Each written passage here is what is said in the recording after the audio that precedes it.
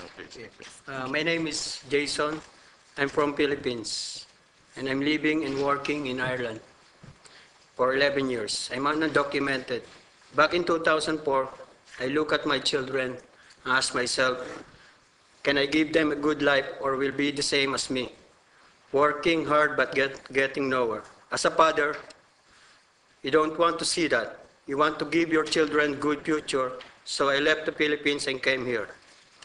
For my first 6 years in Ireland, I worked in maintenance, cleaning, and painting, a 3D job we call dirty, difficult, and dangerous. I wasn't paid much, but the employer promised me a work permit, and I was learning a lot.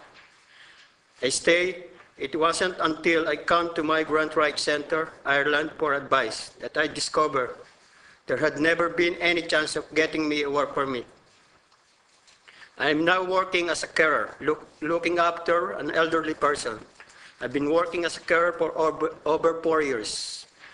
I have always worked for the 11 years I am here. When I first left, my youngest was 5. He kept asking me, when I coming back? He's 17 now, and he's not stopped asking. He wants to be a pilot, and he has the grades, and he's doing well in school. That's the reason I'm still here, to continue to fund my youngest education, to give him opportunities I never had. With the money I earn, my 2 daughters have gone to college, one had a degree in IT, the other one in midwifery. I put my sister-in-law through college and support my parents when my father's heart condition stopped him from working.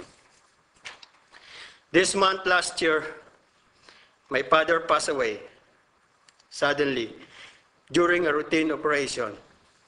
The last time I saw him was 2004 when I left the Philippines to come to Ireland for work. Not being there for his funeral was of the hardest time in my life. Watching in the sky or being unable to comfort my mother was difficult beyond words.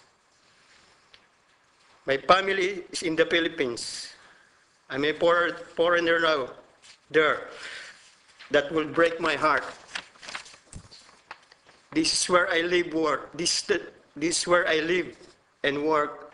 I have friends here. Also, I'm still supporting my children to finish education.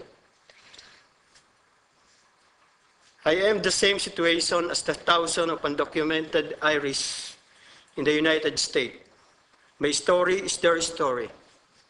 We have the very same hopes and dreams, and we too deserve a chance to regularize our status. We're calling for a reasonable solution. We could forward pay a fee, have our situation assessed on case-by-case basis. It will be transparent, straightforward, and fair. I am very happy to be here today to share my story, but I am one of thousands of people in this situation.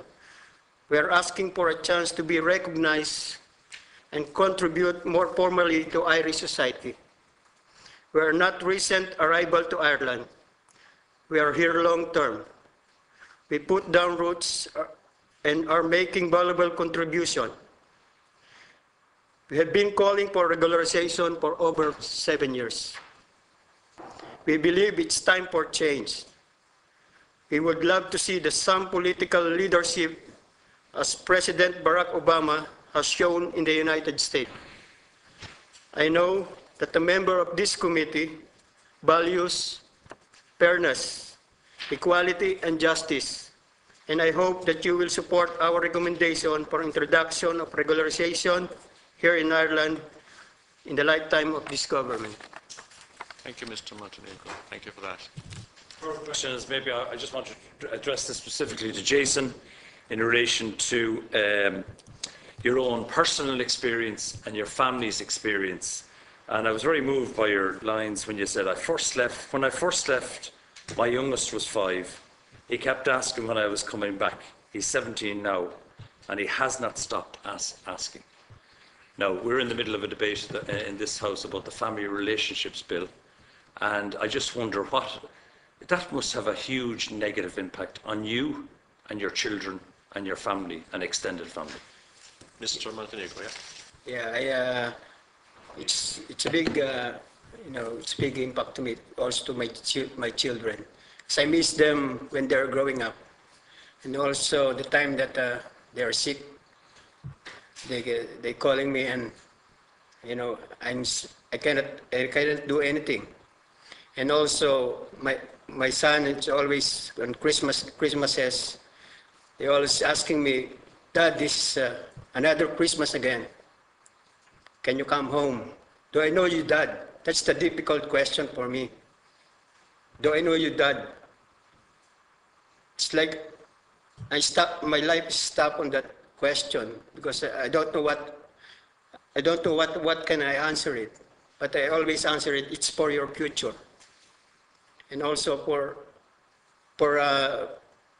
supporting for day-to-day living for my family.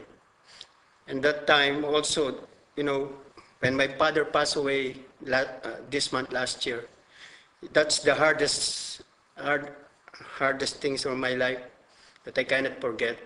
Because my mom rang me on that time that you need to pray. And after 2 minutes, she told me that your dad's passed away. So like, I want to vanish, and I don't know what to do. But when the hard thing is when I saw my father on the sky, on the coffin, it's like it's break my heart. It's like there's a knife on my heart that I cannot remove it. I want to go home, but my mom told me, "What about your future of your children? Can you support it?" That's the big decision that I need to make. I want to see my father on the coffin, but how about the future of my children? And Okay, thank you. Thank you. Thank you. Thank you. Okay, we'll go back.